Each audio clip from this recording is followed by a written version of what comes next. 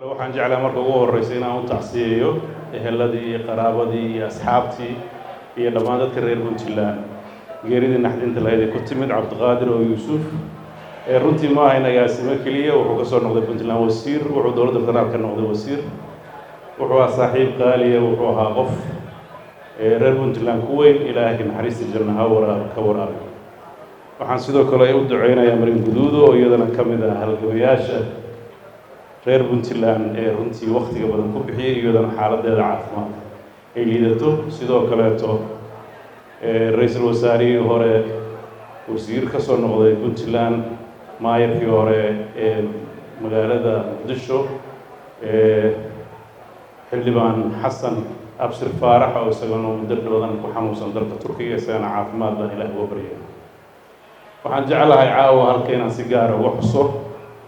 maanta waxaa aad looga sheekeeyey marxaladihii Puntland ay soo martay iyo dadka ka qayb qaatay runtii dadka ka qayb qaatay aad bay u fara badnaayeen lama soo koobi karo laakiin waxaan jeclahay maadaama aan ganacsado ahaa xilliyada la aasaasayay nin aad igu weyn oo runtii isagana ganacsado ahaa oo Puntlandna ku leh xusuus gaar in la xasuusto oo ah Muuse Diibey oo ahaa ganacsadihii keliya ee xilligaas makhaayad macno leh ku lahaa magaalada Garowe oo shirka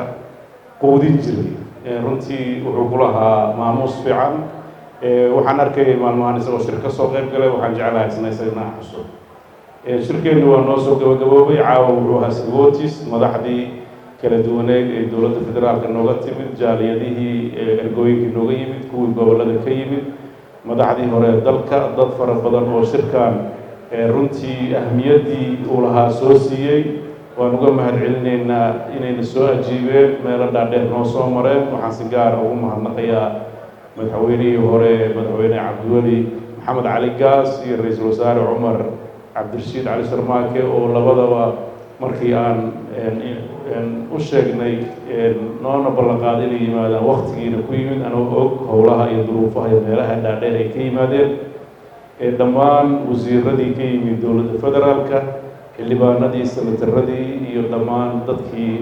ka soo qayb galay si gaaraan ugu mahadcelinaya waxaan rajeynayaa iyagoo caafimaad qaba ilaahay inuu halka ka celiyo waxaan bulshada reer Puntland ku baraarujinayaa in xanuunkan hadda aad loo hadal hayo oo sii kordhaya aad moodid inuu cabsidiisii intii hore uu ka badan yahay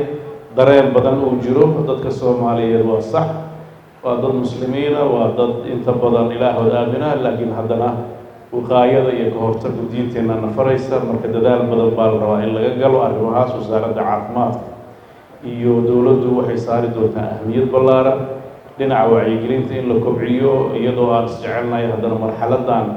adduunkii naftarkiisa go-aano badan ka qaatay waad ogtihiin iskuuladii baa la xiray waxyaabo badan baa dhacay ilaa iyo hadda deegaanadeenna wax xaalada ah looma sheegin waxaan rajeynaynaa ilaahay idinkiis inaan ka badbaadno waan ku faraxsanahay annaga oo wax dhib ah iyo walwal aynan ka qaadin inuu shirkeeni noo soo gabagaboobo caawo ilaahay mahadiis bay ku ahaatay waxaan rajeynaynaa dadaalkaas inaan sii wadno dhammaanteenna waxaan isugu dardaarmaynaa wixii aan is oran lahayn maanta aan is orannay waxaan u baahannahay dadaal dheeraada iyo dulqaad in loo muujiyo marxaladaha kala duwan ee aan marayno waxaan rajeynaynaa dhammaanteen inaan wada guulaysano waxaan rajeynaynaa ra'yigeenna iyo oraahdeena inaan wada ururino waxaan ugu dambeyn jeclahay inaan si gaara ugu mahadceliyo guddigii qabanqaabada ee shirkan oo runtii tan iyo maalintii la magacaabay ilaa caawa halka fadhiya aan nasan habeen iyo maalin saacado aada u fara badan shaqeeyey mas-uuliyad badan isi saaray laakiin waa bishaaro oo qofku markuu wax u dhaqaaqo ama wax qabto markuu arko miraheeda wuu ku farxaa idinkana waa ku faraxsan tihiin annagana waan kula faraxsannahay inaad dadaalkaa qabateen dhammaan wasiiradii xildhibaanadii iyo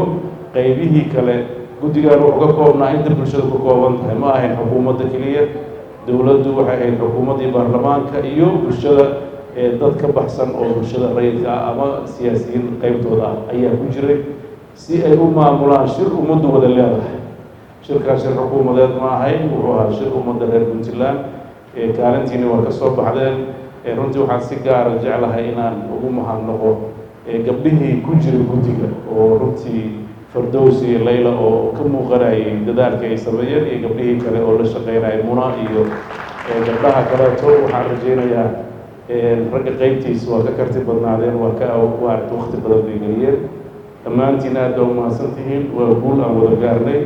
guushaas in la ilaaliya rabtaa waa mahadsantihiin wasalaamu calaykum waa weysan wanaagsan